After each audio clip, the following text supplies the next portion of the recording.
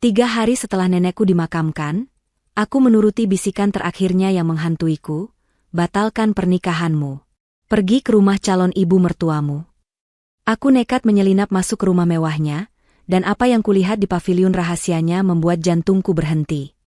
Sebelum ceritanya dimulai, silahkan tulis di kolom komentar dari daerah mana saja teman-teman yang menonton cerita ini. Jangan lupa like dan subscribe agar channel ini bisa semakin berkembang dan bisa mempersembahkan cerita yang lebih menarik lagi. Tanah masih basah oleh sisa gerimis sore itu. Aroma bunga melati bercampur dengan bau tanah yang baru digali, menempel pekat di udara. Ajeng berdiri mematung, menatap gundukan tanah merah yang kini menutupi sosok Nenek Sari. Hijab hitam panjangnya terasa berat, basah oleh air mata yang tak kunjung berhenti. Orang-orang di sekitarnya mulai beranjak pergi, menyisakan keheningan dan duka yang menusuk. Rifki, tunangannya, merangkul bahunya dengan lembut, mencoba memberi kekuatan. Tapi pikiran Ajeng tidak di sana. Pikirannya melayang kembali ke 3 hari yang lalu, ke kamar rumah sakit yang berbau obat. Saat itu, Nenek Sari sudah sangat lemah. Nafasnya tersengal, namun matanya menatap Ajeng dengan tajam. Ketika hanya mereka berdua di ruangan, Nenek Sari meraih tangan Ajeng. Genggamannya rapuh, tapi kata-katanya menusuk tajam. Ajeng, bisiknya pelan, begitu pelan sampai Ajeng harus menundukkan telinganya. Batalkan pernikahanmu. Jangan menikah dengan Rifki. Ajeng tertegun. Apa maksud nenek? Nenek Sari terbatuk pelan. Pergilah ke rumah calon ibu mertuamu. Pergi ke rumah Ibu Atin. Kamu akan mengetahui semuanya sendiri. Janji, Jeng. Turuti nenek. Setelah itu, kondisi Nenek Sari menurun drastis, dan beliau tidak pernah sadar lagi. Kini, 3 hari setelah pemakaman, bisikan itu terus berputar di kepala Ajeng. Rasanya mustahil. Membatalkan pernikahan? Pernikahan yang tinggal 2 minggu lagi. Ajeng mencintai Rifki. Rifki adalah pria yang baik, sopan, dan taat beragama. Calon mertuanya, Ibu Atin, adalah sosok wanita terhormat. Seorang janda kaya raya yang sangat disegani, aktif di berbagai kegiatan sosial dan pengajian. Ibu Atin selalu memperlakukan Ajeng seperti putrinya sendiri. Mengapa Nenek Sari berkata begitu? Ajeng mencoba meyakinkan dirinya bahwa itu hanyalah igauan orang sakit. Tapi Nenek Sari tidak pernah mengigau. Nenek Sari adalah orang yang paling bijaksana yang pernah Ajeng kenal. Kegelisahan itu menggerogoti Ajeng. Dia tidak bisa tidur. Dia tidak bisa makan. Setiap kali Rifki menelepon, suaranya terdengar cemas. Kamu masih berduka ya, sayang? Aku ngerti. Ambil waktumu. Tapi Ajeng tahu ini bukan hanya duka. Ini adalah keraguan. Keraguan yang ditanamkan oleh orang yang paling ia percayai di dunia. Tepat pada hari ketiga setelah pemakaman, Ajeng mengambil keputusan. Hari ini adalah hari Kamis. Ibu Atin selalu menghadiri pengajian akbar rutinnya setiap Kamis sore sampai malam. Rumahnya pasti kosong. Rifki juga sedang ada rapat penting di luar kota, baru kembali besok. Ini adalah kesempatannya. Dengan jantung berdebar kencang, Ajeng mengambil kunci mobilnya. Dia harus membuktikan bahwa Nenek Sari salah. Dia harus menyingkirkan keraguan ini agar bisa melanjutkan pernikahannya dengan tenang. Rumah Ibu Atin adalah sebuah benteng kemewahan. Pagar tinggi menjulang menutupi bangunan utama. Ajeng memarkir mobilnya agak jauh dari gerbang utama. Dia berjalan kaki, merasa seperti pencuri. Dia tahu ada pintu samping yang biasa digunakan oleh tukang kebun. Biasanya selalu dikunci. Tapi hari ini, mungkin karena kelalaian, pintu kayu kecil itu sedikit terbuka. Ajeng mendorongnya pelan. Tidak ada suara. Dia menyelinap masuk ke taman samping yang rimbun. Jantungnya terasa seperti akan melompat keluar dari dadanya. Dia sampai di teras samping. Pintu geser menuju ruang keluarga juga tidak terkunci rapat. Ajeng menarik napas dalam-dalam dan masuk. Rumah itu sepi. Dingin. Perabot mahal tertata kaku, tanpa kehangatan. Ajeng berjalan berjinjit di atas lantai marmer yang mengilap. Dia tidak tahu apa yang dia cari. Mungkin sebuah surat? Sebuah dokumen? Dia memeriksa ruang kerja Ibu Atin. Tidak ada yang aneh. Hanya tumpukan berkas yayasan sosial. Dia naik ke lantai 2. Kamar Rifki terkunci. Kamar tamu juga terkunci. Dia kembali ke lantai 1. Matanya tertuju pada sebuah bangunan terpisah di belakang rumah utama, sebuah paviliun yang selalu tertutup. Ibu Atin pernah berkata itu hanya gudang tua. Rasa penasaran mendorong Ajeng ke sana. Paviliun itu terhubung dengan rumah utama oleh selasar beratap. Pintunya terkunci rapat. Tapi Ajeng mendengar sesuatu. Suara orang berbicara. Bukan, itu suara gumaman pelan. Padahal mobil Ibu Atin tidak ada di garasi. Siapa di dalam? Ajeng mengitari paviliun kecil itu. Ada satu jendela berkaca gelap. Salah satu bilah kacanya sedikit miring, menciptakan celah kecil. Ajeng menempelkan matanya ke celah itu. Awalnya gelap. Tapi saat matanya terbiasa, apa yang dilihatnya membuat darahnya serasa berhenti mengalir. Di dalam, Ibu Atin sedang duduk. Wanita yang seharusnya berada di pengajian itu kini duduk tegak di sebuah kursi, wajahnya dingin dan penuh perhitungan. Di hadapannya, berdiri seorang pria berwajah kaku yang tidak Ajeng kenali. Di atas meja di antara mereka, tersebar lembaran foto. Ajeng membelalak. Itu foto-fotonya. Foto-fotonya saat sedang makan, saat di kampus, bahkan, Ajeng merasa mual, ada beberapa foto dirinya saat berada di rumah sepupunya, saat dia melepas hijabnya sementara. Siapa yang mengambil foto-foto ini? Lalu pandangan Ajeng beralih ke dinding. Jantungnya benar-benar berhenti berdetak. Di sana, tergantung sebuah papan tulis putih besar. Papan itu penuh dengan bagan dan rencana. Ada nama perusahaan almarhum kakeknya. Ada nama-nama aset milik Nenek Sari. Dan ada garis panah yang semuanya menunjuk ke satu nama, Rifki dan Ibu Atin. Judul besar di papan itu tertulis, Rencana Pengambil Alihan Aset Pasca Pernikahan. Mata Ajeng nanar, mencari-cari. Lalu dia melihatnya. Di sudut papan, ditempel sebuah foto. Foto seorang wanita muda yang tersenyum. Ajeng mengenali wajah itu. Lucy, mantan kekasih Rifki. Wanita yang diberitakan tewas mengenaskan karena bunuh diri di jurang setahun yang lalu. Saat itulah Ajeng mendengar suara Ibu Atin, jelas dan tajam. Pastikan Lucy tidak akan pernah bicara. Dia adalah satu-satunya kesalahan kita. Setelah Ajeng menikah dengan Rifki, semua warisan Nenek Sari akan jatuh ke tangan kita. Rifki anak bodoh, dia akan menurut.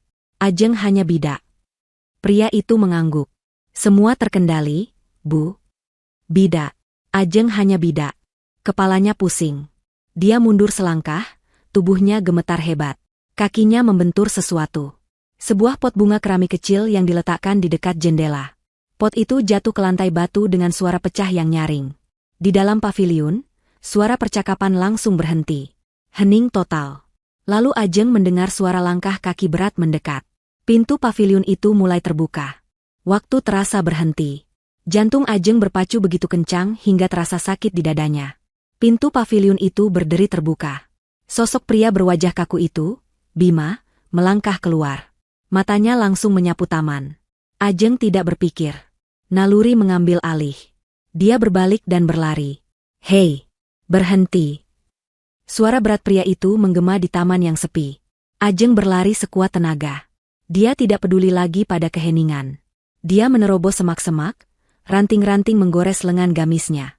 Dia mendengar langkah kaki berat di belakangnya, semakin dekat. Pintu samping tempat dia masuk tadi terasa begitu jauh. Dia bisa mendengar Bima mengumpat di belakangnya. Berhenti, ku bilang. Ajeng mencapai pintu samping itu, mendorongnya dengan kasar. Dia melompat keluar ke gang kecil di samping rumah. Dia terus berlari menuju mobilnya. Dia bisa mendengar gerbang utama rumah Ibu Atin terbuka secara otomatis. Mungkin Bima menekan remote. Ajeng buru-buru merogoh kunci mobil dari dalam tasnya. Tangannya gemetar hebat. Kunci itu jatuh ke aspal. Sial. Ajeng memungutnya dengan panik. Di ujung jalan, Bima muncul dari balik gerbang, berlari ke arahnya. Ajeng berhasil memasukkan kunci, menyalakan mesin. Raungan mesin mobilnya memecah keheningan sore itu. Tepat saat Bima hanya berjarak beberapa meter, Ajeng menginjak pedal gas dalam-dalam. Mobil melesat, meninggalkan pria itu di belakang. Ajeng menyetir tanpa arah. Air mata mengaburkan pandangannya. Dia gemetar hebat. Pengkhianatan itu terasa seperti pisau fisik yang menusuk punggungnya. Ibu Atin. Wanita yang dia hormati, yang selalu tersenyum lembut padanya, yang memuji hijabnya, ternyata seorang manipulator berdarah dingin. Dan foto-foto itu. Foto dirinya tanpa hijab. Rasa malu dan marah bergejolak dalam dirinya. Betapa rendahnya mereka. Dan Rifki. Bagaimana dengan Rifki? Apakah dia tahu? Rifki anak bodoh, dia akan menurut. Kata-kata Ibu Atin terngiang-ngiang. Apakah Rifki hanya alat ibunya? Atau dia terlibat dalam rencana busuk ini? Dan Lucy. Lucy masih hidup. Pastikan Lucy tidak akan pernah bicara. Itu artinya Lucy disekap di suatu tempat. Kematiannya dipalsukan. Ajeng menepikan mobilnya di jalan yang sepi. Dia menangis sejadi-jadinya, menumpahkan semua keterkejutan, ketakutan, dan rasa sakit hatinya. Nenek Sari benar. Neneknya tahu. Dan nenek mencoba melindunginya. Setelah tangisnya reda, yang tersisa adalah amarah yang dingin. Dia tidak bisa membiarkan ini. Dia harus tahu sejauh mana keterlibatan Rifki. Dia tidak bisa pulang. Dia tidak aman. Dia juga tidak bisa ke rumah orang tuanya. Dia tidak mau melibatkan mereka sebelum dia punya bukti kuat. Dia menyalakan mobilnya. Dia harus menemui Rifki. Tapi Rifki sedang di luar kota.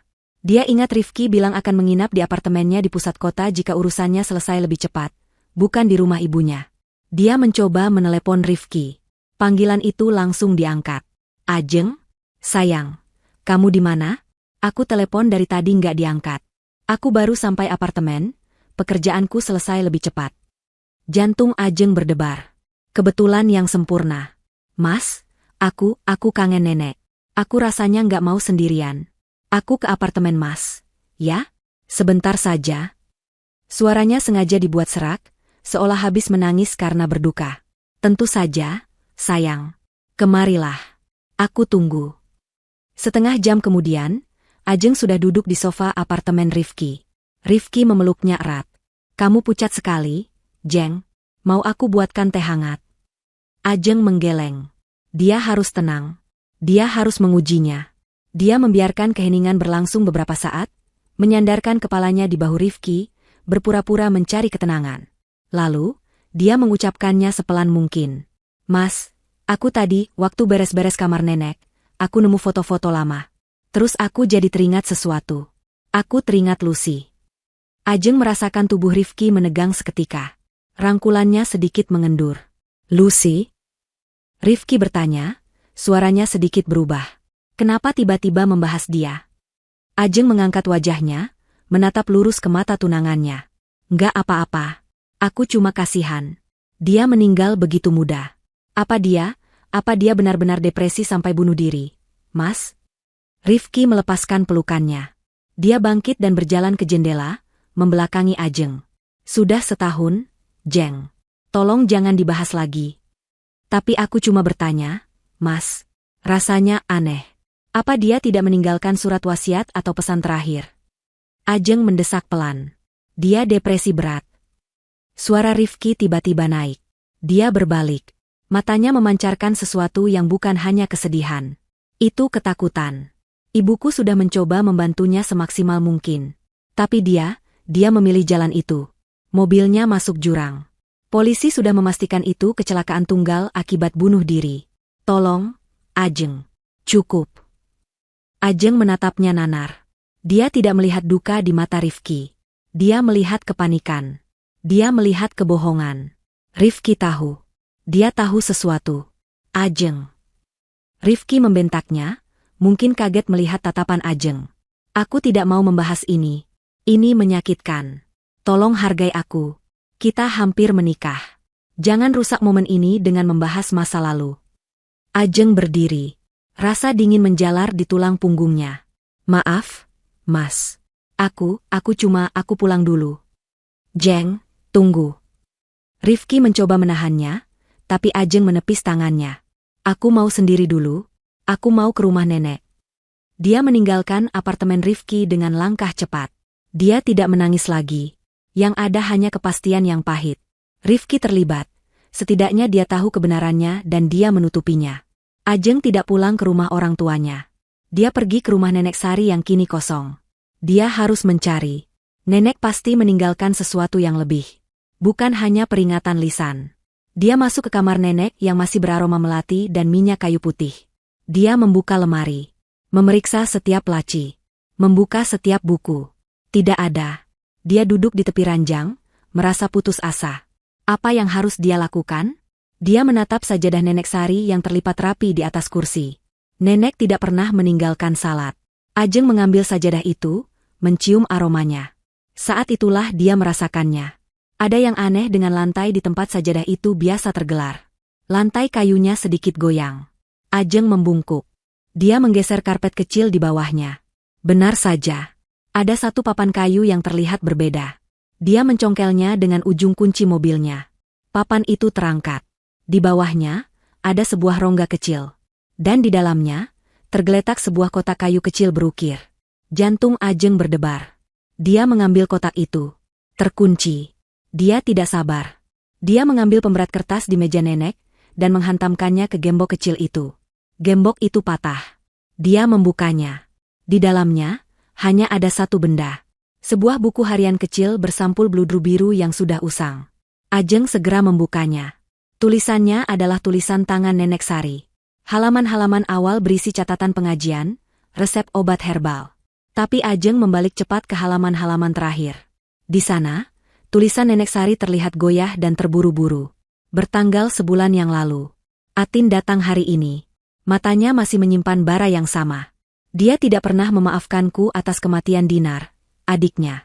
Aku tahu itu kecelakaan murni di danau puluhan tahun lalu, tapi dia menyalahkanku. Sekarang dia ingin Rifki menikahi cucuku, Ajeng. Ini bukan perjodohan biasa. Aku bisa merasakannya. Ini rencana balas dendam. Dia akan mengambil semua dari Ajeng, sama seperti dia merasa aku mengambil Dinar darinya. Ajeng membalik halaman. Aku mencari tahu. Aku menyewa orang. Ya Tuhan. Lucy. Gadis malang itu. Atin menjebaknya. Lucy tidak bunuh diri. Atin menyingkirkannya. Aku takut. Aku harus memberitahu Ajeng sebelum terlambat. Buku harian kecil bersampul bludru biru itu terasa berat di tangan Ajeng. Dia duduk di lantai kamar Nenek Sari yang dingin, membaca ulang halaman terakhir itu berkali-kali. Dia menyalahkanku atas kematian Dinar, adiknya. Dinar. Ajeng tidak pernah mendengar nama itu. Ibu Atin adalah anak tunggal. Setidaknya itu yang Rifki pernah katakan. Dia akan mengambil semua dari Ajeng. Ini bukan lagi sekadar penipuan bisnis atau keserakahan. Ini adalah balas dendam. Balas dendam yang telah direncanakan selama puluhan tahun. Nenek Sari telah hidup dalam bayang-bayang tuduhan ini. Dan Ibu Atin, wanita yang selalu tersenyum lembut itu, telah merawat kebenciannya seperti api dalam sekam, membiarkannya tumbuh hingga menjadi monster yang kini siap melahap Ajeng. Ajeng menutup buku harian itu. Pikirannya bekerja cepat. Dia harus memecah ini menjadi dua masalah, masa lalu dan masa kini. Masa lalu adalah Dinar. Masa kini adalah Lucy. Keduanya adalah kunci untuk membongkar Ibu Atin. Dia tidak bisa bertanya pada orang tuanya. Ibunya pasti akan panik dan ayahnya akan langsung mengkonfrontasi Ibu Atin. Itu terlalu berbahaya. Ibu Atin sudah membuktikan dia mampu membuat orang menghilang. Ajeng harus bekerja sendiri. Pertama, Lucy. Buku harian itu mengkonfirmasi Lucy masih hidup dan dijebak. Kabar baiknya, Nenek Sari sudah menyewa orang untuk mencari tahu. Itu artinya ada jejak yang bisa diikuti. Kabar buruknya, Ajeng tidak tahu siapa orang yang disewa nenek. Dia harus mulai dari nol. Dia membutuhkan bantuan. Bantuan profesional yang bisa melacak jejak digital tanpa terdeteksi. Hanya ada satu orang yang bisa dia pikirkan. Sepupunya, Faris. Faris adalah seorang jenius komputer yang bekerja di sebuah perusahaan keamanan siber. Dia pendiam, sedikit aneh, tapi dia adalah orang yang paling Ajeng percayai selain Nenek Sari. Ajeng mengunci rumah Nenek Sari, menyimpan buku harian itu di balik hijabnya, menempel di dadanya. Dia menyetir ke sebuah kafe internet kecil di pinggir kota, tempat yang tidak akan pernah didatangi oleh orang-orang dari lingkaran sosial Ibu Atin. Dia menggunakan komputer umum untuk mengirim email terenkripsi ke Faris, menggunakan akun email samaran yang pernah mereka buat untuk bersenang-senang saat remaja. Pesannya singkat, kumbang biru butuh bantuan elang putih. Darurat. Di tempat biasa. Bawa peralatan lengkap. Tempat biasa adalah sebuah gudang tua di belakang toko kain milik kakek mereka, tempat mereka biasa bermain petak umpet. 1 jam kemudian, Ajeng sudah duduk di atas tumpukan karpet gulung yang berdebu. Faris datang, membawa ransel berat berisi laptop dan berbagai perangkat keras. Wajahnya yang tirus terlihat cemas di bawah cahaya lampu neon yang berkedip. Darurat apa, Jeng? Kamu dikejar rentenir? Tanyanya tanpa basa-basi. Ajeng menarik napas. Dia memutuskan untuk menceritakan sebagian besar kebenaran. Bukan. Ini lebih buruk. Aku menemukan konspirasi. Menyangkut Ibu Atin. Mata Faris melebar. Calon mertuamu? Wanita yang katanya dermawan itu? Dia penipu, Riz. Dia berencana mengambil semua warisan Nenek Sari setelah aku menikah. Dan dia terlibat dalam bunuh diri Lucy. Faris terdiam. Lucy? Mantan pacar Rifki? Yang masuk jurang itu? Ajeng mengangguk. Dia tidak mati. Nenekku tahu. Ibu Atin menyekapnya di suatu tempat. Dan ada orang ini. Ajeng mendeskripsikan Bima sedetail mungkin. Pria berwajah kaku, postur tegap seperti aparat, dingin, dan patuh pada Ibu Atin. Namanya mungkin Bima, aku tidak yakin. Dia tangan kanan Ibu Atin. Aku melihatnya di rumah Ibu Atin tadi sore, di paviliun rahasia. Faris mendengarkan dengan saksama. Oke. Ini berat. Ini sangat berat, Jeng. Ini bukan main-main. Mereka orang kaya. Mereka punya kuasa.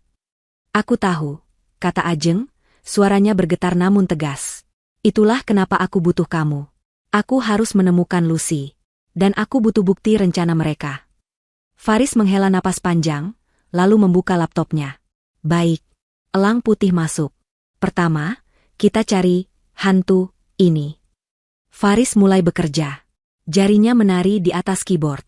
Dia meretas beberapa database publik, data kependudukan, catatan kriminal.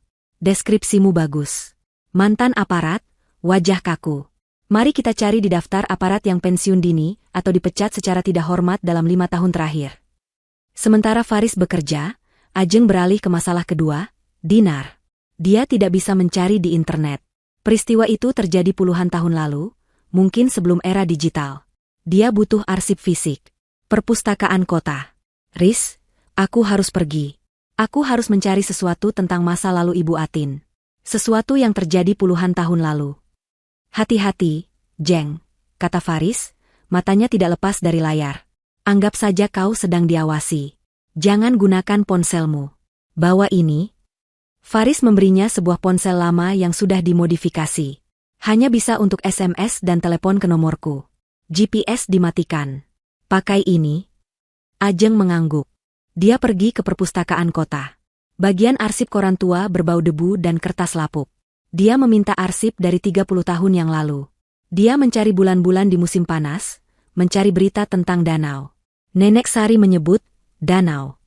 Setelah 2 jam mencari lembar demi lembar mikrofilm, matanya menemukannya. Sebuah artikel kecil di koran lokal, tanggal 15 Agustus 1993. Judulnya, Tragedi di Danau Asri, Gadis Muda Tenggelam. Jantung Ajeng berdebar. Dia membaca artikel itu.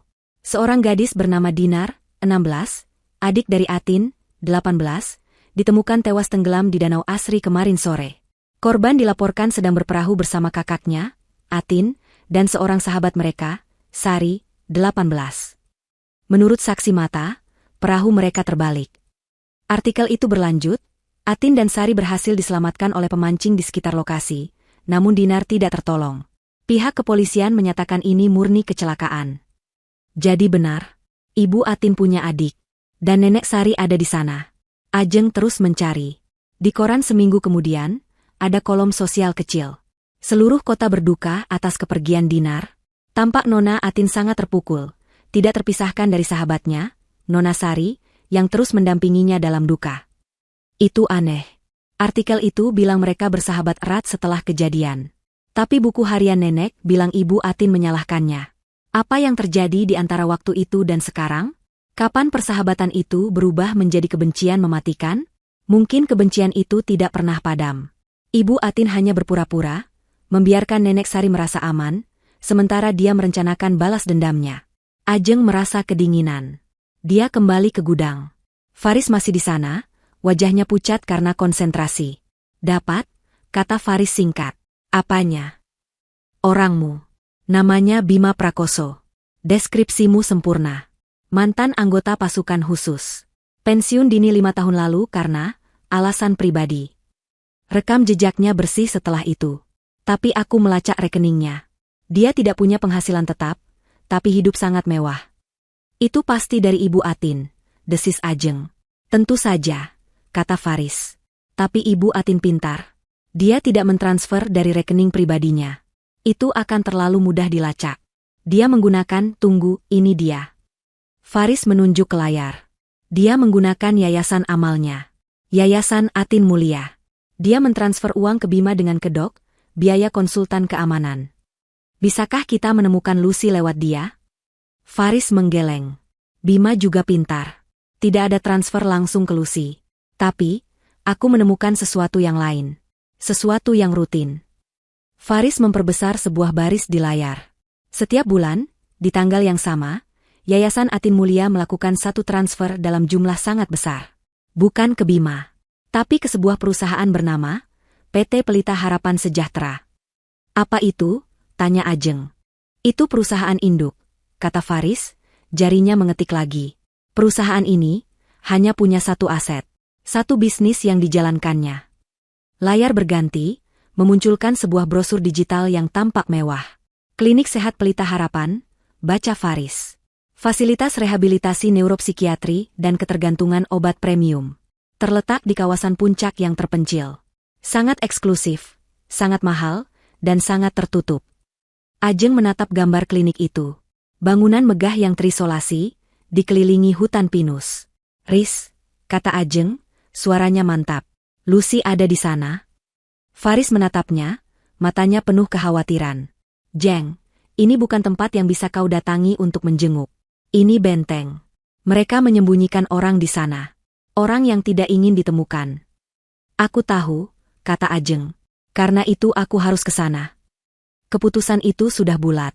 Ajeng tidak bisa mundur. Lucy adalah korban, sama seperti dirinya. Dan Lucy adalah satu-satunya saksi hidup yang bisa menjatuhkan Ibu Atin. Ini gila, Jeng. Ini bunuh diri. Faris mondar-mandir di gudang yang sempit itu. Kau tidak tahu apa yang ada di dalam sana. Kau lihat Bima? Orang seperti itu yang menjaga tempatnya. Justru karena itu aku harus pergi. Balas Ajeng, suaranya tenang, kontras dengan kepanikan di mata Faris. Dia tidak dijaga oleh satpam biasa. Dia dijaga oleh Bima. Itu membuktikan betapa pentingnya pasien di dalam sana. Aku harus membebaskannya. Lalu bagaimana? Kau akan masuk dan berkata, "Permisi, saya mau menjemput Sandra." Aku akan cari cara. Tapi pertama, aku butuh alibi. Ajeng mengambil ponselnya yang asli, yang dia matikan sejak tadi. Aku akan bilang pada orang tuaku dan Rifki, bahwa aku butuh waktu sendiri. Kematian Nenek Sari jadi alasan yang sempurna. Aku akan bilang aku mau menyepi di villa teman di puncak, untuk menenangkan diri dan berzikir. Aku akan minta mereka tidak menggangguku. Faris menghela napas kalah. Baik. Baik, aku tidak bisa menghentikanmu. Tapi aku akan ikut. Setidaknya aku menunggu di mobil. Tidak, kata Ajeng tegas. Kamu terlalu mudah dikenali. Dan aku butuh kamu di sini, di depan komputermu. Kamu adalah mata dan telingaku dari jauh. Jika aku tertangkap, kamu satu-satunya yang tahu aku di mana. Kamu yang harus memanggil bantuan. Tapi jangan panggil polisi. Belum.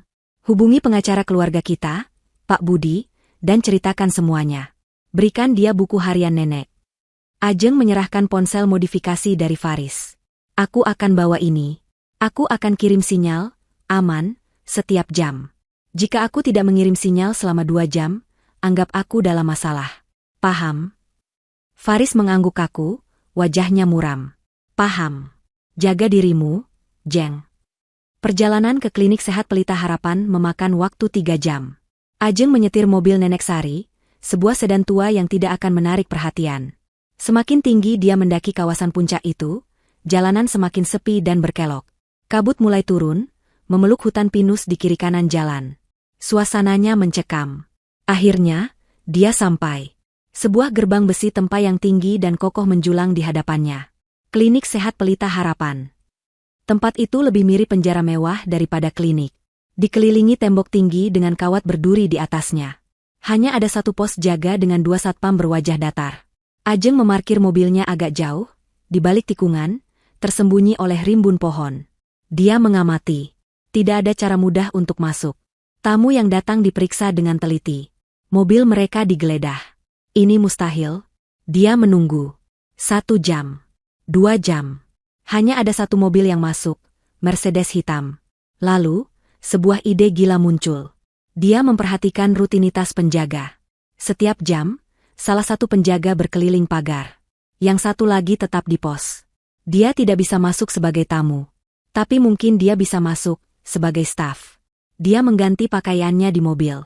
Dia melepas gamisnya, menggantinya dengan celana kain hitam dan kemeja putih polos yang selalu dia siapkan di mobil untuk keadaan darurat.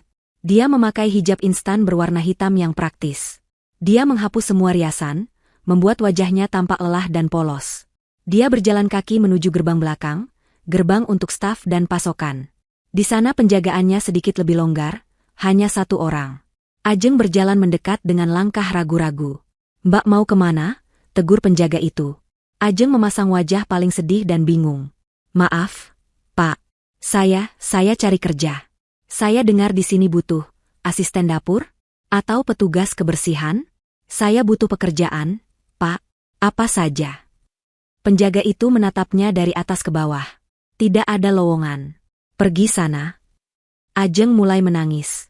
Tangisan yang tulus, didorong oleh stres dan ketakutan yang dia rasakan. "Pak, tolong. Saya baru dipecat. Ibu saya sakit. Tolong, Pak. Bicara saja dengan kepala staf. Saya bisa kerja apa saja." Tepat saat itu, sebuah mobil box pemasok sayuran datang. Penjaga itu mendengus kesal, teralihkan oleh tangisan Ajeng dan kedatangan mobil box. "Sudah kubilang tidak ada. Sana pergi." Dia membukakan gerbang untuk mobil box itu. Mobil itu melaju pelan masuk ke area dalam. Ini kesempatannya. Saat penjaga itu sibuk menutup gerbang kembali, Ajeng dengan cepat dan tanpa suara menyelinap di belakang mobil box itu. Dia bersembunyi di balik semak besar tepat di samping pos jaga dalam. Jantungnya berdebar kencang. Dia berhasil masuk. Dia menunggu sampai mobil box itu parkir di area bongkar muat dapur. Para koki keluar mengambil barang. Ajeng memanfaatkan kekacauan itu. Dia menyelinap lagi, masuk melalui pintu dapur. Bau masakan dan desis minyak panas menyambutnya. Tidak ada yang memperhatikannya. Dia terlihat seperti karyawan baru yang kebingungan. Dia berjalan cepat, seolah tahu tujuannya, menjauhi dapur, mencari area administrasi. Dia menemukan koridor sepi. Dia melihat tanda, rekam medis. Dia masuk. Ruangan itu kosong. Dia langsung menuju komputer. Terkunci. Dia melihat sekeliling. Di bawah keyboard, ada sticky note kuning. Password baru, sehat 123. Ajeng hampir tertawa. Betapa cerobohnya. Dia masuk. Membuka database pasien. Dia mengetik, Lucy. Hasilnya, 0. Tentu saja. Dia ingat rencana Faris. Dia mencari pasien tanpa nama. Dia memfilter berdasarkan tanggal masuk. Sekitar setahun yang lalu, di bulan Lucy, meninggal. Satu nama muncul. Atau lebih tepatnya, non nama. Pasien X. Kamar 301. Paviliun isolasi. Lantai 3. Tanggal masuk, 1 hari setelah berita, bunuh diri, Lucy. Penanggung jawab, Yayasan Atin Mulia. Catatan, observasi neuropsikiatri, penanganan khusus, dilarang dikunjungi. Itu dia. Ajeng keluar dari ruangan itu. Dia harus ke lantai 3. Dia menghindari lift utama, tahu itu pasti ada CCTV. Dia menemukan tangga darurat. Dia berlari menaiki tangga, 2 anak tangga sekaligus. Lantai 3. Koridornya sangat berbeda. Seperti rumah sakit jiwa dari film horor. Dindingnya dilapisi bantalan empuk. Hawanya dingin. Dan sunyi. Hanya ada satu pintu di ujung koridor. 301 pintu baja tebal dengan jendela kecil yang ditutup dari luar. Pintu itu menggunakan kunci kartu akses. Ajeng buntu. Bagaimana dia akan masuk? Tiba-tiba, dia mendengar suara lift di ujung koridor berbunyi. Dia panik. Tidak ada tempat bersembunyi. Dia cepat-cepat kembali ke pintu tangga darurat, membukanya sedikit, dan mengintip dari celah. Seorang perawat wanita mendorong troli berisi obat-obatan dan jarum suntik. Ajeng menahan napas. Tapi di belakang perawat itu, berjalan sosok yang membuat darah Ajeng membeku. Bima. Pria itu ada di sini. Bima dan perawat itu berjalan lurus ke kamar 301. Si perawat menempelkan kartu aksesnya. Pintu terbuka dengan desisan hidrolik. Mereka berdua masuk. Ini adalah satu-satunya kesempatan Ajeng. Dia tidak punya waktu untuk berpikir. Sebelum pintu itu menutup kembali, Ajeng melompat dari persembunyiannya, berlari tanpa suara, dan menyelipkan ujung sepatunya di celah pintu. Sensor pintu mendeteksi halangan dan pintu itu berhenti, lalu terbuka sedikit. Ajeng mendorongnya dan menyelinap masuk. Ruangan itu remang-remang. Bima dan perawat itu membelakanginya, menghadap ke ranjang. Mereka terkejut mendengar pintu terbuka lagi. "Siapa kau?" bentak perawat itu. Bima berbalik. Matanya membelalak kaget sesaat, sebelum berubah menjadi amarah yang dingin. Tapi Ajeng tidak menatap mereka. Matanya terpaku pada sosok di ranjang. Seorang wanita kurus dengan piyama rumah sakit yang kebesaran. Rambutnya kusam dan panjang tak terurus. Matanya kosong, menatap dinding di depannya. Tapi bahkan dalam kondisi menyedihkan itu, Ajeng mengenali struktur wajahnya dari foto di papan tulis Ibu Atin. "Lucy," bisik Ajeng. Wanita di ranjang itu tidak bereaksi. "Sudah kuduga kau akan datang, Ajeng," suara Bima memecah kesunyian. "Ibu Atin bilang kau terlalu pintar untuk kebaikanmu sendiri." Perawat itu kini berdiri di antara Ajeng dan pintu, tangannya sudah memegang jarum suntik yang berisi cairan bening. "Dia tidak akan pergi kemana-mana," desis Bima. "Suntik dia." Jarum suntik itu berkilau di bawah cahaya lampu neon yang redup. Perawat itu melangkah maju, wajahnya tanpa ekspresi, seperti robot yang menjalankan perintah. Ajeng mundur, punggungnya menabrak dinding yang dingin. Tidak ada jalan keluar. Bima berdiri di dekat pintu, menghalangi satu-satunya jalan kabur. "Jangan," kata Ajeng, suaranya gemetar. "Jangan sentuh saya." Bima tertawa pelan. "Sudah terlambat, Ajeng. Kau seharusnya tidak ikut campur." Perawat itu semakin dekat. Ajeng memejamkan mata, bersiap merasakan tusukan jarum. Tiba-tiba, terdengar suara gemerincing yang keras, diikuti oleh teriakan. Ajeng membuka matanya. Lucy. Lucy yang sejak tadi diam seperti mayat hidup, tiba-tiba bergerak. Dengan sisa tenaga yang dia miliki, didorong oleh ketakutan murni, dia menyapu nampan berisi obat-obatan dan peralatan medis di meja samping ranjangnya. Nampan logam itu terbang, menghantam perawat itu tepat di wajah. "Aarg!" Perawat itu menjerit, tangannya melepaskan jarum suntik, sibuk memegangi wajahnya yang kesakitan. Kejutan itu hanya berlangsung sedetik, tapi itu cukup. Bima, yang teralihkan oleh jeritan si perawat, menoleh. Detik itu, Ajeng bertindak. Dia tidak lari ke arah Bima. Dia lari ke dinding di samping pintu dan menghantamkan telapak tangannya ke kotak merah besar bertuliskan, "Alarm kebakaran." Seketika, sirene yang memekakan telinga meraung di seluruh gedung. Lampu merah darurat mulai berkedip-kedip, mengubah koridor yang sunyi menjadi neraka yang kacau. Bima mengumpat keras. Dia tahu apa artinya ini. Seluruh staf akan keluar, dan sistem keamanan akan fokus pada evakuasi. Dia menerjang Ajeng. Tapi Ajeng sudah lebih dulu menarik Lucy. "Lucy, bangun. Kita harus lari." Ajeng menarik Lucy yang masih setengah sadar. Wanita itu lemah, kakinya terseret. Tapi sirene itu seolah menyetrum sisa-sisa kesadaran dalam dirinya. Dia tahu ini bahaya. Dia mencoba berlari. Ajeng memapah Lucy, menyeretnya keluar dari kamar 301. Di belakang mereka, Bima berteriak pada perawat itu. "Jangan biarkan mereka lolos." Mereka berlari di koridor. Pintu-pintu kamar lain terbuka. Pasien yang kebingungan dan perawat yang panik mulai berhamburan. Ini adalah kekacauan yang sempurna. Ajeng tidak menuju lift. Dia tahu Bima akan mencegatnya di sana.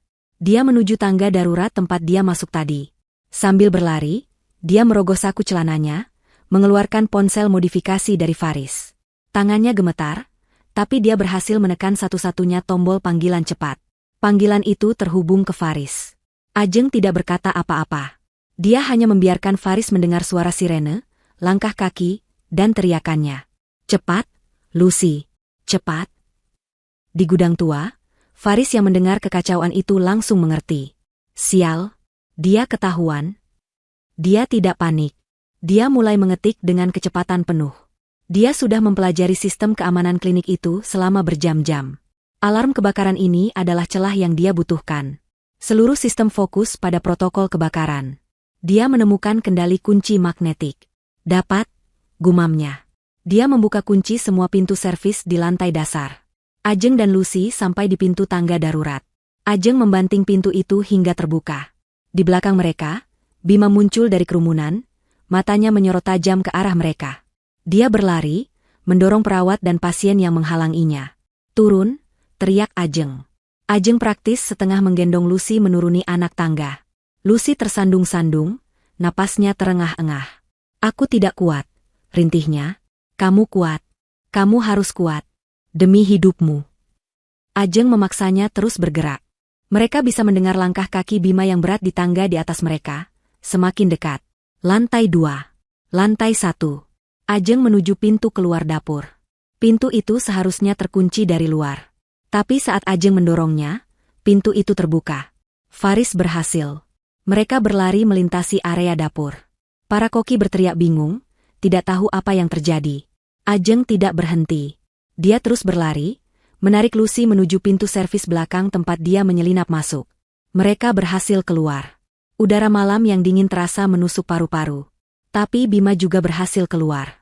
Dia hanya berjarak 20 meter di belakang mereka. Berhenti.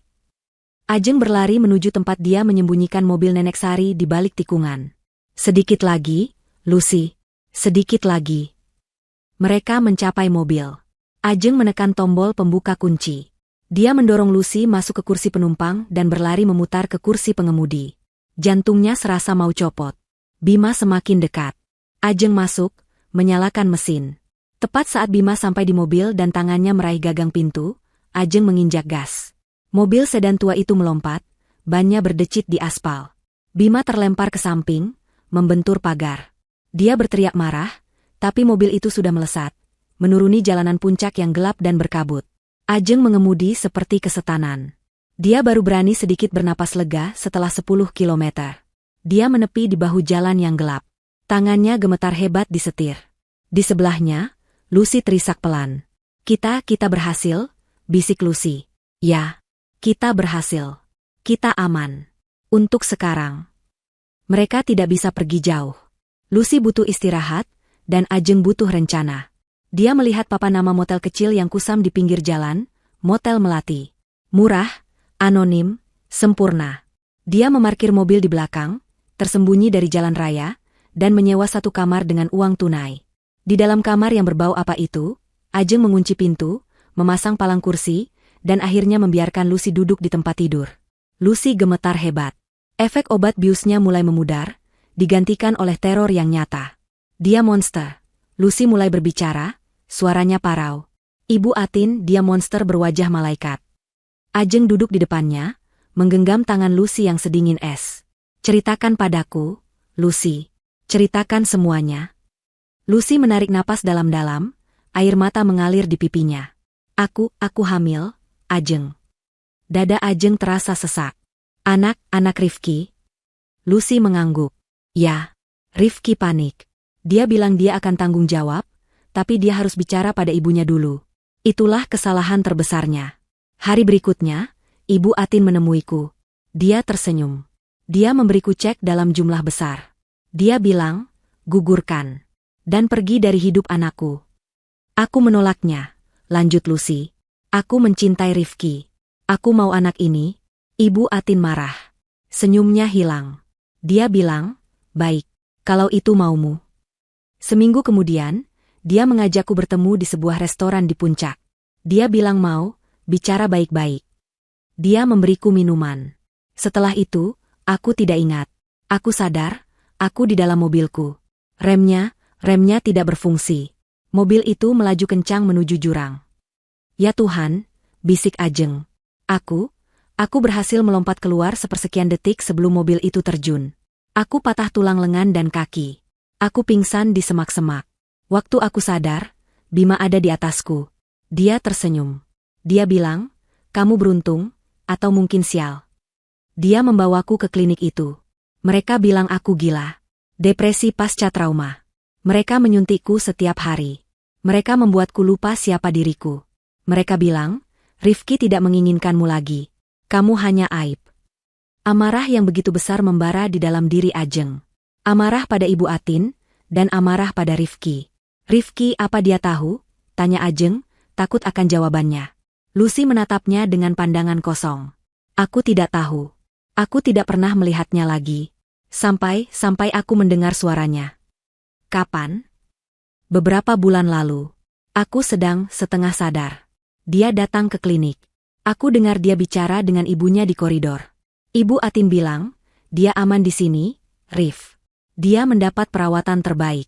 Jangan khawatirkan dia. Fokus saja pada Ajeng. Nikahi dia, maka semua masalah kita selesai. Setelah itu, Lucy bisa bebas. Dia tahu, desis Ajeng. Dia tahu kamu hidup. Dia membiarkanmu di sana. Dia membiarkan ibunya melakukan ini. Pengkhianatan itu adalah tusukan terakhir. Ajeng mengambil ponselnya yang asli. Dia menyalakannya. Dia harus melakukan ini. Mau apa kamu? Tanya Lucy, cemas. Menghadapinya. Ajeng menelepon Rifki. Panggilannya langsung diangkat. Ajeng. Ya Tuhan. Kamu di mana? Kamu bilang mau menenangkan diri, tapi kamu baik-baik saja. Suara Ajeng dingin seperti es di puncak gunung. Aku tahu semuanya, Mas Rifki. Aku tahu tentang Lucy. Aku bersamanya. Sekarang. Hening. Hening yang panjang dan berat di seberang telepon. Lalu, Ajeng mendengar suara panik. Apa? Apa maksudmu? Ajeng. Kamu di mana? Jangan percaya apa katanya. Dia gila. Dia tidak stabil.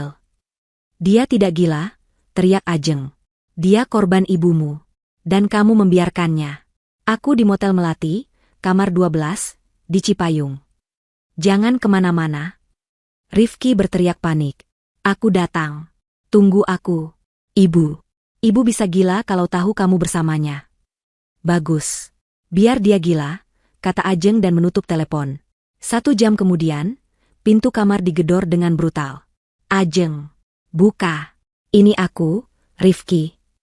Ajeng membuka pintu. Rifki berdiri di sana, wajahnya pucat pasi, matanya liar. Dia menerobos masuk. Dan dia melihatnya. Lucy, terduduk di ranjang, menatapnya dengan campuran benci dan duka yang mendalam. Wajah Rifki hancur. Lucy, ya Tuhan kamu hidup. Kamu tahu, Ajeng melangkah di antara mereka. Tubuhnya bergetar karena marah. Kamu tahu dia hidup selama ini. Kamu tahu ibumu menyekapnya. Rifki menunduk, air matanya mulai jatuh. Aku tahu. Aku tahu. Dia akhirnya mengaku. Tapi ibu bilang Lucy depresi berat setelah kecelakaan itu. Ibu bilang Lucy mencoba bunuh diri. Ibu bilang Lucy akan aman di klinik itu, dirawat. Dia bilang kalau aku menuruti semua kemauannya, menikah denganmu, dia akan melepaskan Lucy setelah semuanya aman. Dia bilang ini untuk melindungiku. Melindungi nama baik keluarga. Melindungi dia. Lucy menjerit dari ranjang. Dia tidak mau cucu dariku. Dia membenciku karena aku bukan orang kaya sepertimu. Maafkan aku. Rifki jatuh berlutut. Aku takut. Aku terlalu takut sama ibu. Aku tidak tahu harus bagaimana. Dia menangis seperti anak kecil. Ajeng menatapnya dengan pandangan muak. Pria yang dia cintai, pria yang akan dia nikahi, ternyata hanyalah seorang pengecut yang menyedihkan. Tiba-tiba, terdengar suara dobrakan keras. Pintu motel yang tipis itu hancur terbelah. Bima berdiri di ambang pintu, di belakangnya ada 2 pria berbadan besar. Mata Bima tertuju pada Rifki yang masih berlutut. Sudah kubilang, Ibu Atin tahu kelemahanmu, Rifki. Bima pasti telah melacak ponsel Rifki sejak dia meninggalkan rumah. Rifki, dalam tindakan pengecut terakhirnya, panik. Dia merangkak mundur, menjauhi Ajeng dan Lucy. Dia menunjuk ke arah Ajeng. Bukan salahku. Sumpah, bukan aku, teriak Rifki, suaranya melengking ketakutan. Dia, Ajeng yang memaksa. Dia yang menculik Lucy dari klinik. Aku hanya mencoba membawanya kembali. Bima tersenyum sinis. Anak pintar. Bawa mereka berdua. Anak buah Bima bergerak cepat. Yang satu mencengkeram lengan Lucy, yang lain menangkap Ajeng. Ajeng meronta, tapi cengkeraman pria itu terlalu kuat. Lucy hanya bisa menjerit lemah.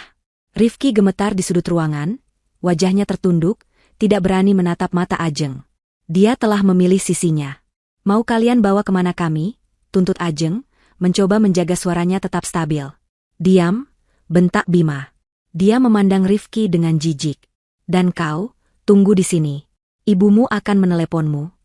Bima mulai mendorong Ajeng dan Lucy keluar pintu. Tapi saat mereka diseret, Ajeng melakukan sesuatu yang sudah dia persiapkan.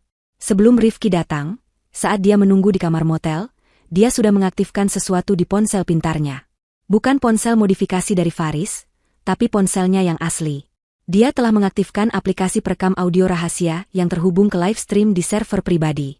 Server yang hanya Faris yang tahu. Ponsel itu kini tersembunyi dengan aman di saku dalam gamisnya. Dia tahu Bima mungkin akan menggeledahnya, tapi dia tidak menyangka Bima akan begitu meremehkannya. Mereka pikir dia hanya wanita panik. Tunggu, kata Bima, menghentikan anak buahnya di ambang pintu. Ponselnya berdering. Dia melihat layar. Dari ibumu? Bima menjawab panggilan itu dan, yang mengejutkan, dia menyalakannya dalam mode speakerphone. Dia ingin Rifki, Ajeng, dan Lucy mendengar perintah ini dengan jelas.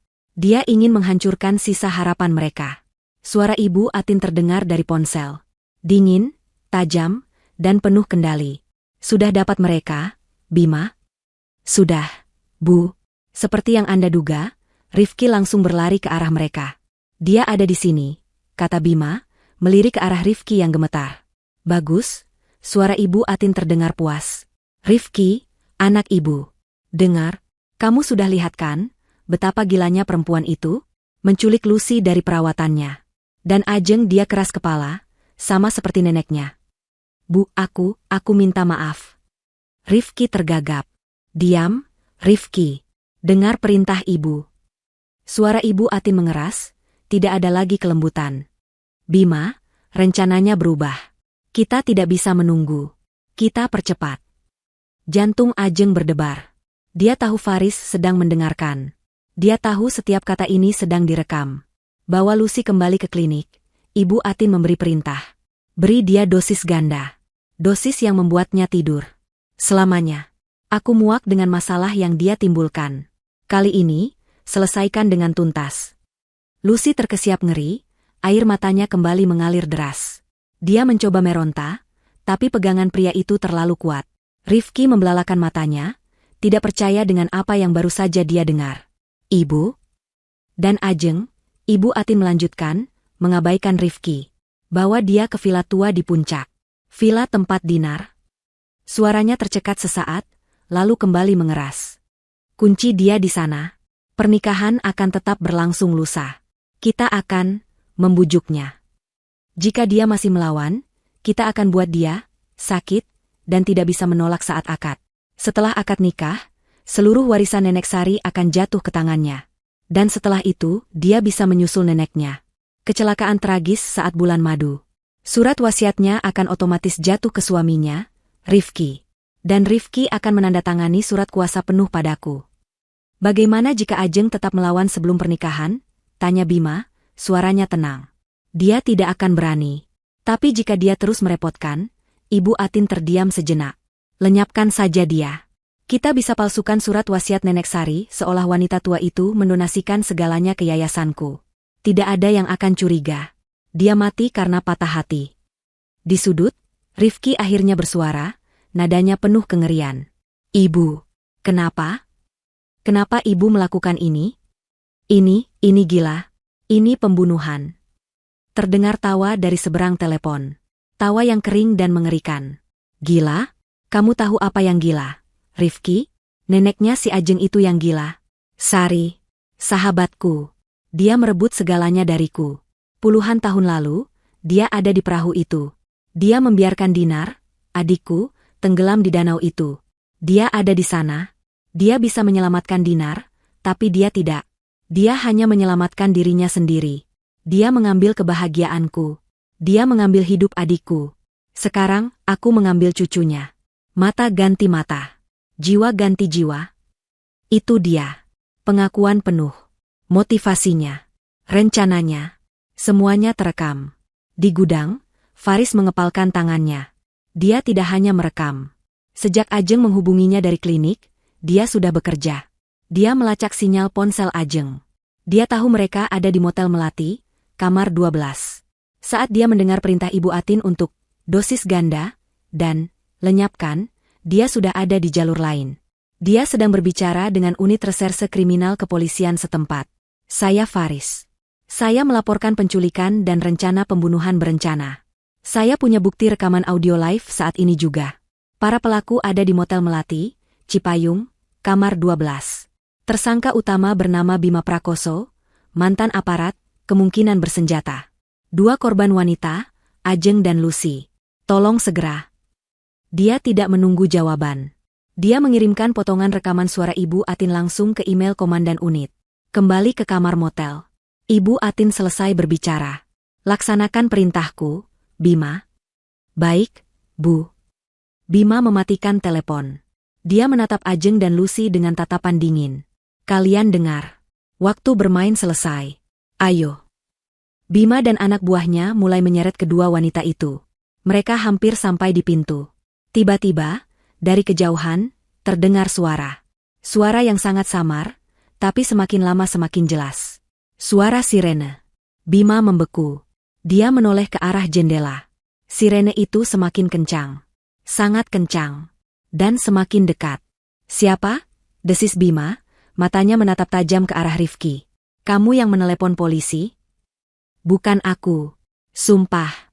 Bukan aku, jerit Rifki, ketakutan. Bima sadar dia telah dijebak. Seseorang telah mendengarkan. Dia panik. Rencananya hancur. Polisi akan segera mengepung tempat ini. Dia tidak bisa kabur dengan membawa 2 sandera. Habisi mereka. Bima berteriak pada anak buahnya. Cepat, habisi mereka sekarang. Anak buahnya ragu. Mereka preman bayaran, bukan pembunuh berdarah dingin yang mau ditembak mati polisi. Sirene sudah di depan motel. Terdengar suara pintu mobil dibanting dan teriakan, polisi, jangan bergerak. Bima, dalam kepanikannya, mencabut sebuah pisau lipat dari sakunya. Dia tidak akan gagal. Dia menerjang Ajeng. Mati kau. Rifki, yang sejak tadi membeku ngeri, melihat pisau itu mengarah ke Ajeng. Dia mendengar perintah ibunya untuk membunuh Lucy. Dia mendengar ibunya mengakui semua kegilaannya. Sesuatu dalam dirinya akhirnya pecah. Rasa takutnya pada ibunya dikalahkan oleh rasa ngeri akan perbuatannya. Dia tidak bisa membiarkan Ajeng mati. Tepat saat Bima akan menusuk Ajeng, Rifki menerjang. Dia menabrak tubuh Bima dari samping dengan seluruh kekuatannya. Lari. Pergi dari sini, teriaknya. Rifki dan Bima bergulat di lantai. Bima mengumpat, mencoba melepaskan diri. Anak buah Bima yang lain bingung, kaget melihat putra majikannya sendiri berbalik melawan. Ajeng tidak menyanyiakan sepersekian detik itu. Dia menarik Lucy, yang sama-sama terkejut. Lewat jendela. Ajeng meraih kursi kayu di kamar itu dan menghantamkannya ke kaca jendela motel yang tipis. Kaca pecah berantakan. Polisi. Dobrak pintunya. Terdengar teriakan dari luar. Lompat. Ajeng mendorong Lucy keluar jendela. Lucy jatuh ke rumput di luar. Ajeng menyusul di belakangnya, melompat keluar. Tepat pada saat itu, pintu kamar didobrak. Polisi bersenjata lengkap menyerbu masuk, berteriak, Tiara Aap. Ajeng dan Lucy berguling di rumput basah, terbatuk-batuk, tapi mereka bebas. Mereka aman. Kekacauan di motel melati malam itu berakhir dengan Bima dan kedua anak buahnya diborgol dan diseret ke dalam mobil polisi. Rifki juga dibawa, wajahnya pucat pasi, matanya kosong, bergumam tak jelas tentang ibunya. Ajeng dan Lucy dibungkus selimut termal oleh petugas. Ajeng dengan tenang menyerahkan ponselnya kepada komandan unit. Semua rekamannya ada di sana, Pak. Dari menit pertama Bima masuk, sampai perintah Ibu Atin untuk membunuh kami. Beberapa hari berikutnya berlalu dalam kabut yang aneh. Bima dan anak buahnya ditahan. Rifki, setelah diinterogasi berjam-jam, dibebaskan dengan jaminan, namun statusnya menjadi saksi kunci sekaligus tersangka yang berpotensi terlibat. Lucy ditempatkan di sebuah rumah aman di bawah perlindungan polisi, perlahan-lahan memulihkan kekuatan fisik dan mentalnya. Tapi Ibu Atin adalah seekor ular yang licin. Dia tidak ditangkap malam itu. Rekaman audio itu, meskipun memberatkan, adalah percakapan telepon. Tim pengacara mahal Ibu Atin langsung bekerja. Mereka berdalih bahwa suara itu bukan suara Ibu Atin. Mereka mengklaim Ibu Atin sedang berada di acara amal saat kejadian, dibuktikan oleh puluhan saksi mata. Mereka menuduh Bima bertindak di luar wewenangnya, mungkin mencoba memeras majikannya. Lebih buruk lagi, mereka menyerang kredibilitas Ajeng dan Lucy. Pengacara Ibu Atin menyebarkan desas-desus bahwa Ajeng mengalami guncangan mental parah setelah kematian Nenek Sari. Bahwa Ajeng menjadi paranoid dan obsesif. Sedangkan Lucy, mereka membeberkan rekam medis palsu dari klinik Pelita Harapan yang menyatakan Lucy memiliki riwayat skizofrenia parah dan delusi. Ibu Atin, kata mereka, justru adalah korban yang mencoba membantu Lucy dan menenangkan calon menantunya yang sedang labil. Publik bingung. Polisi terus bekerja, mencoba menghubungkan aliran dana yayasan ke klinik dan Bima, tapi Ibu Atin telah membangun tembok birokrasi yang rumit. Dia merasa di atas angin. Dia yakin bisa memutarbalikkan fakta. Lalu, sesuatu yang sangat aneh terjadi. Undangan pernikahan Ajeng dan Rifki, yang tinggal 2 hari lagi, tidak dibatalkan. Ibu Atin, dalam sebuah wawancara singkat dengan wartawan yang mengepung rumahnya, justru berkata dengan senyum sedih. Saya mengerti Ajeng sedang berduka. Tapi pernikahan ini akan tetap berjalan. Kami sekeluarga akan membantunya pulih. Cinta Rifki akan menyembuhkannya. Itu adalah langkah yang sangat arogan. Sebuah deklarasi perang. Ibu Atin ingin membersihkan namanya di depan publik. Dia ingin menunjukkan bahwa semuanya normal. Dia ingin mempermalukan Ajeng di depan semua orang. Membuktikan bahwa Ajeng hanya seorang gadis labil yang akhirnya sadar dan kembali ke pelukan keluarga Atin. Dia yakin Ajeng tidak punya pilihan selain menyerah. Faris dan Lucy panik. Dia gila, seru Faris di rumah aman. Dia pikir dia bisa lolos begitu saja? Jeng, kamu tidak akan datang, kan? Lucy menatap Ajeng dengan cemas. Jangan, Jeng, dia berbahaya. Ajeng, yang sedang menatap gaun pengantinnya yang tergantung di lemari, tersenyum tipis. Itu bukan senyum kalah. Itu senyum seseorang yang memegang kartu truf. Oh, aku pasti datang, katanya pelan. Aku tidak akan melewatkan pesta yang sudah dia siapkan ini. Apa rencanamu? Tanya Faris. Nenek Sari mengajariku, cara terbaik mengalahkan ular adalah dengan membiarkannya keluar dari sarangnya di depan semua orang, kata Ajeng. Dia kemudian menelepon pengacaranya sendiri, Pak Budi, yang telah disiapkan oleh Faris. Dia memberi instruksi yang jelas. Lewat pengacaranya, Ajeng merilis pernyataan ke media. Mbak Ajeng sangat tersentuh oleh kebesaran hati calon mertuanya. Setelah melalui perenungan mendalam, beliau setuju bahwa cinta adalah jawaban dari semua kesalahpahaman ini. Pernikahan akan tetap dilangsungkan sesuai jadwal. Ibu Atin tertawa saat mendengar berita itu. Dia merasa menang. Ajeng sudah patah. Gadis itu terlalu takut untuk melawannya. Hari haji gedung resepsi termewah di kota itu telah disulap menjadi taman surgawi. Ratusan tamu penting hadir. Politisi, pebisnis, dan sosialita berbaur, saling berbisik tentang drama yang terjadi. Ibu Atin, tampil anggun dalam balutan kebaya modern berwarna biru es, menyapa setiap tamu dengan senyum sempurna. Dia adalah citra kemuliaan dan kesabaran. Di depan altar, Rifki berdiri seperti mayat hidup. Wajahnya pucat, matanya kosong, setelan jas mahalnya tampak kebesaran di tubuhnya yang menyusut. Dia telah dipaksa ibunya. Dia tahu dia adalah pion, tapi dia terlalu hancur untuk melawan. Dia hanya menunggu takdirnya. Suasana tegang. Para tamu menahan napas. MC mengumumkan kedatangan mempelai wanita. Musik pengantin mulai mengalun, lembut dan agung. Pintu utama aula yang besar dan berukir itu terbuka perlahan. Semua mata menoleh ke pintu. Di sana, Ajeng berdiri. Dia tampak luar biasa cantik. Gaun pengantin muslimah berwarna putih gading, sederhana namun elegan, dengan hijab panjang yang dihiasi renda halus. Wajahnya tenang, matanya tajam, memancarkan aura kekuatan yang tak terduga. Dia memegang buket bunga lili putih. Ibu Atin tersenyum sinis. Dia menang. Tapi senyumnya membeku. Ajeng tidak berjalan sendirian. Di belakangnya, mendorong sebuah kursi roda, adalah Faris yang mengenakan setelan jas rapi. Dan di kursi roda itu, duduk seorang wanita yang kini tampak bersih dan terawat, mengenakan gaun sederhana namun pantas. Wajahnya masih tirus, tapi matanya menyala-nyala penuh tekad. Itu Lucy. Aula mendadak hening. Para tamu terkesiap. Bisikan-bisikan terdengar. Rifki terhuyung di altar, berpegangan pada mimbar kecil di depannya. Wajah Ibu Atin memutih. Dia tidak menyangka ini. Dia tidak pernah membayangkan Ajeng akan sebegitunya nekat. Musik berhenti mendadak. Ajeng mulai berjalan perlahan di karpet merah, langkahnya mantap. Faris mendorong Lucy di belakangnya. Mereka bukan seperti pengantin dan pengiring. Mereka seperti tim eksekutor yang berjalan menuju panggung penghakiman. Setiap langkah Ajeng di karpet merah terasa seperti dentuman genderang perang. Aula yang tadinya dipenuhi bisikan, kini sunyi senyap. Hanya terdengar suara langkah kaki Ajeng dan decit pelan roda kursi Lucy yang didorong Faris. Mata ratusan tamu undangan beralih dari Ajeng ke Lucy, lalu ke wajah Ibu Atin yang kini kaku seperti pualam. Ibu Atin, meski terkejut, mencoba menguasai diri. Dia seorang manipulator ulung. Dia melangkah maju sedikit, senyum paksanya kembali terpasang. Ajeng, sayang, apa-apaan ini? Kenapa kamu membawa pasien ini ke acaramu sendiri? Faris, apa yang kamu lakukan pada sepupumu? Dia mencoba membalikan keadaan, melukis Ajeng sebagai orang yang kebingungan.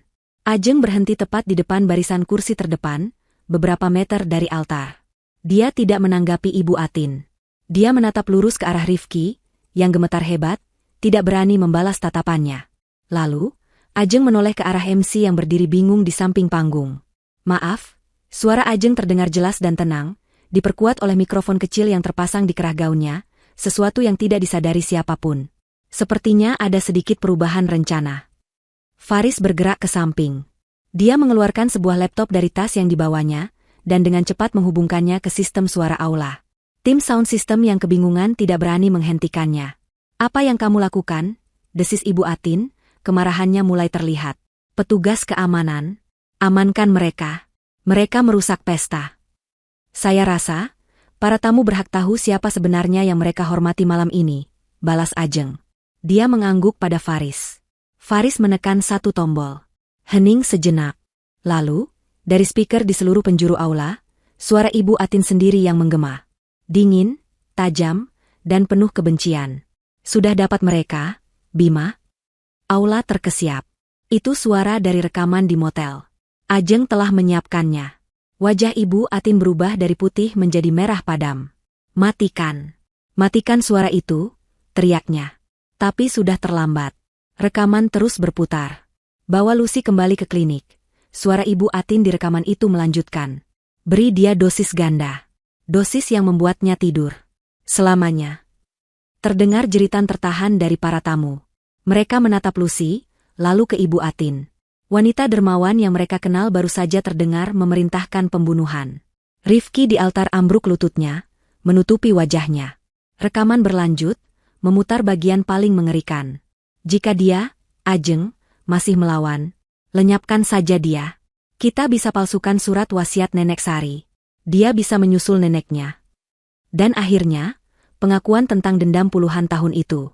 Dia, Nenek Sari, membiarkan Dinar, adikku, tenggelam di danau itu. Dia mengambil kebahagiaanku. Sekarang, aku mengambil cucunya. Mata ganti mata. Jiwa ganti jiwa. Ketika rekaman itu berakhir, keheningan yang tersisa begitu berat, terasa menyesakan. Tidak ada yang bergerak. Tidak ada yang berbicara. Mereka semua menatap Ibu Atin dengan campuran rasa ngeri, jijik, dan tidak percaya. Ajeng melangkah maju, mengambil mikrofon dari MC yang membeku. Selamat malam, Bapak dan Ibu sekalian, kata Ajeng, suaranya kini bergetar oleh emosi yang tertahan. Maaf telah merusak pesta yang indah ini. Tapi saya tidak bisa menikah dengan pria, yang ibunya berencana membunuh saya. Dan yang ibunya, telah mencoba membunuh wanita ini. Ajeng berbalik dan memberikan mikrofon itu kepada Lucy. Faris telah membantunya berdiri dari kursi roda. Meski masih lemah, Lucy berdiri tegak. Dia mengambil mikrofon itu dengan tangan gemetar. Dia menatap Ibu Atin, yang kini terpojok. Dia, Ibu Atin, dia mencoba membunuh saya. Suara Lucy terdengar parau, namun jelas. Hanya karena saya hamil anak Rifki. Dia tidak mau cucu dari saya. Sebuah desahan kolektif terdengar lagi. Skandal di atas skandal. Lucy melanjutkan, matanya kini menatap Rifki yang masih bersimpuh. Dia merekayasa kecelakaan saya. Dia menyekap saya di klinik rehabilitasi palsu. Dia menyuntik saya dengan obat-obatan agar saya gila. Dia juga mengambil anak saya. Ini adalah fakta baru. Ajeng sendiri terkejut. Dia tahu Lucy hamil, tapi, anak saya, dia mengambil bayi saya setelah saya melahirkan di klinik itu. Saya tidak tahu anak saya di mana. Lucy akhirnya pecah, tangisnya meledak. Bohong. Ini semua kebohongan. Ibu Atin akhirnya menjerit. Histeris. Wajah anggunnya kini berubah menjadi seringai penuh kebencian. Dia gila. Kalian semua dibohongi oleh wanita gila ini. Dan kamu, Ajeng. Beraninya kamu. Kamu akan membayar ini. Dia menerjang ke arah Ajeng, tangannya terangkat seperti cakar. Tapi dia tidak pernah sampai. Pintu utama aula kembali terbuka. Kali ini, bukan pengantin. Beberapa petugas polisi berseragam, dipimpin oleh komandan unit yang menangani kasus ini, berjalan masuk dengan langkah tegas. Ibu Atin, kata komandan itu, suaranya tenang namun berwibawa. Rekaman ini, ditambah dengan bukti transfer dana dari yayasan Anda ke Bima Prakoso dan Klinik Pelita Harapan, sudah cukup. Anda ditahan atas tuduhan konspirasi pembunuhan, penculikan, dan pemalsuan data. Dua polwan melangkah maju dan memegang lengan Ibu Atin. Tidak. Lepaskan saya. Ibu Atin meronta-ronta, topengnya hancur total. Kalian tidak tahu siapa saya. Saya akan hancurkan kalian semua. Ajeng. Ini semua salahmu. Aku akan membalasmu. Aku bersumpah.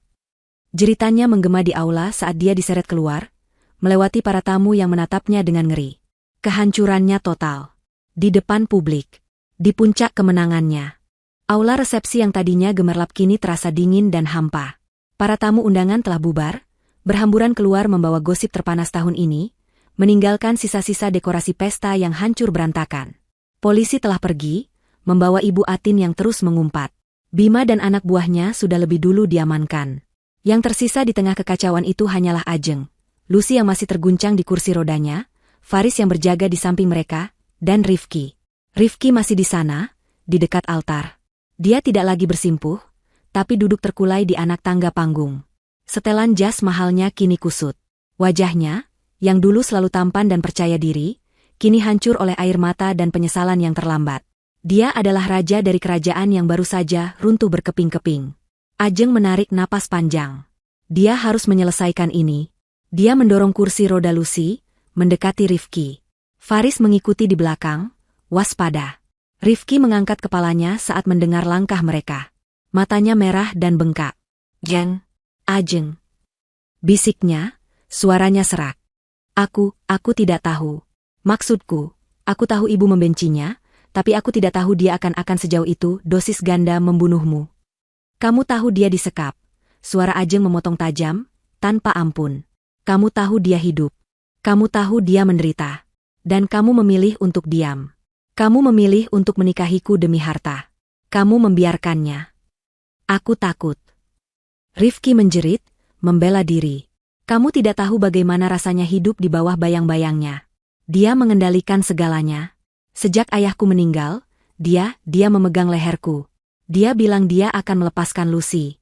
Aku percaya padanya. Lucy, yang sejak tadi diam, menatap Rifki. Tatapannya bukan lagi cinta. Bukan juga benci. Itu adalah pandangan kosong, pandangan seseorang yang melihat orang asing. Kamu percaya padanya? Atau kamu percaya pada janji warisan dan kenyamanan? Rifki, kamu bahkan tidak pernah bertanya tentang anakmu. Ucapan itu menghantam Rifki lebih keras daripada tamparan. Anak? Ya, anak kita, kata Lucy. Anak yang Ibu Atin ambil dariku setelah aku melahirkannya di neraka itu. Dan kamu bahkan tidak tahu. Rifki terdiam. Kebenaran itu, fakta bahwa dia telah menjadi seorang ayah dan dia telah mengabaikan fakta itu demi ibunya, adalah karma terakhir yang menghancurkan sisa-sisa harga dirinya. Dia tidak ditangkap polisi. Dia tidak dipenjara. Tapi nasibnya mungkin lebih buruk. Dia dijatuhi hukuman untuk hidup. Hidup dengan pengetahuan penuh tentang apa yang telah dia lakukan. Hidup dalam rasa bersalah abadi, kehilangan semua orang yang pernah penting baginya. Kehilangan Ajeng. Kehilangan Lucy. Kehilangan anaknya. Dan kehilangan ibunya, yang ternyata adalah seorang monster. Jeng. Lucy, maafkan aku, isaknya. Tolong beri aku kesempatan. Ajeng menggeleng pelan. Kesempatanmu sudah habis, Mas Rifki. Di motel itu, saat kamu menyalahkanku di depan Bima. Saat itu kamu sudah memilih. Ajeng berbalik, mendorong kursi roda Lucy. Ayo, Lucy. Kita pergi. Ajeng. Lucy. Jangan tinggalkan aku, teriak Rifki putus asa di belakang mereka. Tapi mereka tidak menoleh. Mereka meninggalkannya sendirian di tengah runtuhan pesta pernikahannya. Itulah karmanya. Kesendirian yang mutlak. Mereka kembali ke rumah aman, sebuah apartemen yang dijaga oleh orang-orang Pak Budi, pengacara Ajeng. Begitu pintu ditutup, ketegaran Lucy runtuh. Anakku, Jeng, isaknya, mencengkeram lengan Ajeng. Dia bilang anakku diambil. Di mana dia? Kita harus menemukan anakku. Ajeng memeluknya. Kita akan menemukannya, Lus. Aku janji. Tapi bagaimana? Ibu Atin sudah di sel tahanan dan dia menolak bicara. Dia hanya duduk diam, menatap dinding dengan senyum tipis yang menakutkan. Dia masih punya satu kartu truf. Sang bayi. Faris mondar-mandir di ruangan. Polisi mencoba melacak semua panti asuhan yang menerima donasi dari Yayasan Ibu Atin. Tapi itu bisa berbulan-bulan. Dia bisa saja menitipkannya pada seseorang secara ilegal. Ajeng terdiam. Pikirannya kembali berputar. Dia teringat sesuatu. Dia berlari ke tasnya, mengeluarkan buku harian bludru biru milik Nenek Sari. Dia sudah membacanya berkali-kali, tapi mungkin ada sesuatu yang terlewat. "Apa yang kamu cari?" tanya Lucy. "Petunjuk." Nenek Sari tahu sifat Ibu Atin lebih baik dari siapapun. Ajeng membolak-balik halaman dengan cepat. Dia melewati bagian tentang kecelakaan Dinar, tentang rencana balas dendam. Dia mencari sesuatu yang lebih personal, tentang karakter Ibu Atin. Dan dia menemukannya. Sebuah catatan kecil di halaman belakang, tertanggal beberapa tahun lalu, jauh sebelum perjodohan Ajeng dan Rifki. Sepertinya Nenek Sari baru saja bertemu Ibu Atin di sebuah acara. Bertemu Atin hari ini. Dia masih sama. Obsesif. Dia tidak pernah membuang apapun yang menurutnya berharga. Dia menyimpan semua kenangannya, baik dan buruk, seolah itu adalah harta karun. Dia selalu menyimpan hartanya di tempat dia merasa kehilangan hartanya yang pertama. Sifat yang aneh dan menyedihkan. Ajeng membeku. Menyimpan hartanya di tempat dia kehilangan hartanya yang pertama. Dia menyambar laptop Faris. Dia memutar ulang rekaman audio dari motel itu. Dia mencari satu kalimat spesifik dari Ibu Atin. Bawa dia, Ajeng, ke villa tua di puncak. Villa tempat Dinar. Villa, seru Ajeng. Dia punya villa tua di puncak. Puncak itu luas, Jeng, kata Faris. Tidak. Ajeng menyambungkannya. Di mana harta pertamanya hilang? Adiknya, Dinar.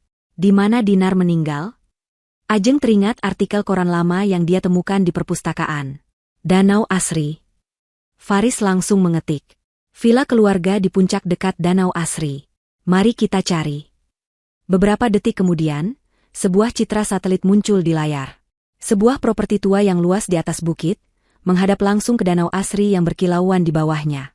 Villa itu terisolasi, dikelilingi hutan pinus lebat. Itu tempatnya, bisik Ajeng. Dia tidak mungkin menyembunyikan bayi di sana, kan? Lucy bertanya, suaranya bergetar antara harapan dan ketakutan. Dia kehilangan adiknya di sana, kata Ajeng, matanya menyala. Dan sekarang dia menyembunyikan cucunya, harta yang tidak dia inginkan, di tempat yang sama. Dia menyimpan semua kesalahannya di satu tempat. Dia harus ke sana. Ajeng langsung menelepon komandan polisi. Pak, saya tahu di mana bayinya. 1 jam kemudian, 3 mobil polisi melaju kencang menembus jalanan malam menuju puncak, diikuti oleh mobil yang dikendarai Faris, membawa Ajeng dan Lucy. Hujan mulai turun, membuat perjalanan semakin menegangkan. Lucy duduk di kursi depan, tangannya terkepal di pangkuannya, bibirnya terus menggumamkan doa. Mereka tiba di gerbang villa tua itu. Gerbangnya terkunci, tapi polisi tidak menunggu. Mereka mendobraknya. Villa itu gelap gulita, tampak tak berpenghuni. Bangunannya besar, bergaya kolonial Belanda, sedikit menyeramkan di tengah kegelapan. Tim Alpha, sisir lantai 1. Tim Bravo, lantai 2. Hati-hati, perintah komandan. Polisi menyebar. Ajeng dan Lucy mengikuti di belakang, jantung mereka berdebar kencang. Villa itu berdebu dan penuh perabot tua yang ditutup kain putih. Seperti museum yang mati. Tidak ada siapa-siapa. Pak, lapor seorang petugas dari lantai 2. Gudang belakang, perintah komandan. Mereka bergerak ke paviliun terpisah di belakang, mirip dengan yang ada di rumah utama Ibu Atin. Pintunya terkunci. Polisi mendobraknya. Ruangan itu bukan gudang. Ruangan itu adalah sebuah kamar bayi. Sebuah kamar bayi yang sempurna. Dindingnya dicat warna pastel. Ada tempat tidur bayi yang mahal, lemari penuh pakaian, dan mainan-mainan baru yang masih terbungkus plastik. Dan di sudut ruangan, di sebuah kursi goyang, duduk seorang wanita parubaya berseragam perawat. Wanita itu terlonjak kaget melihat polisi. Dia tampak ketakutan. Ada apa ini? Siapa kalian? Lucy tidak memedulikannya. Matanya terpaku pada buntalan selimut di pelukan wanita itu. Dia melangkah maju, seperti dalam mimpi. Bu, Ibu Atin membayar saya mahal. Wanita itu tergagap ketakutan. Dia bilang ini bayi yatim piatu dari salah satu panti yayasannya. Dia bilang bayi ini butuh perawatan khusus di udara bersih sebelum diadopsi. Saya tidak tahu apa-apa. Lucy sudah sampai di depan wanita itu. Dia mengulurkan tangannya yang gemetar. Perawat itu, melihat tatapan mata Lucy, entah bagaimana mengerti. Dia menyerahkan bayi itu. Saat buntalan selimut itu berpindah ke pelukan Lucy, bayi laki-laki kecil itu menggeliat dan membuka matanya. Lucy menatap wajah mungil itu, wajah yang mirip dengannya, dan juga dengan Rifki. Tangis yang ditahannya selama berbulan-bulan akhirnya pecah. Bukan tangis duka, tapi tangis kelegaan yang begitu dalam. Anakku, isaknya, memeluk bayi itu erat. Sayangku, ibu di sini. Ibu menemukanmu. Ajeng berdiri di ambang pintu, air matanya mengalir. Faris meletakkan tangan di bahunya, sama-sama terharu. Di luar, hujan mulai reda. Beberapa bulan kemudian, kejatuhan Ibu Atin menjadi berita nasional.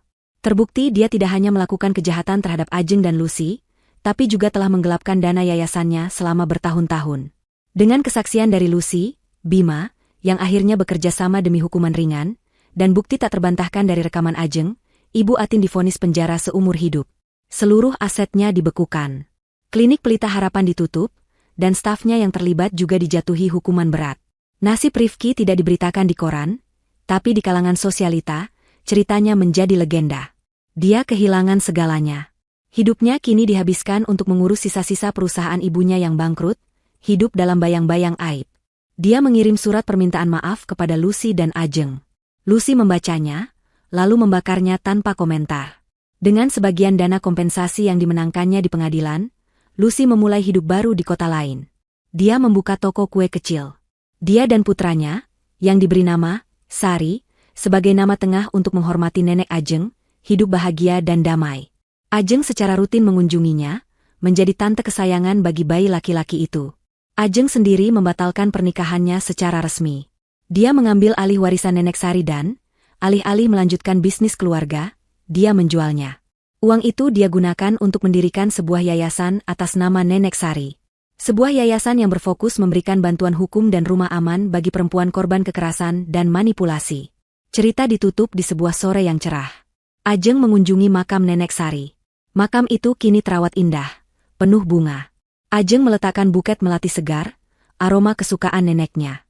Dia berjongkok, mengusap nisan yang sejuk itu. "Terima kasih, Nek," bisiknya. Bisikan nenek menyelamatkan lebih dari satu nyawa. "Ajeng mendengarkanmu. Kami semua aman sekarang. Dan Lucy juga bahagia." Dia tersenyum, senyum yang damai dan penuh kekuatan. Dia memperbaiki letak hijabnya, lalu berdiri. Dia tidak lagi merasa sendirian.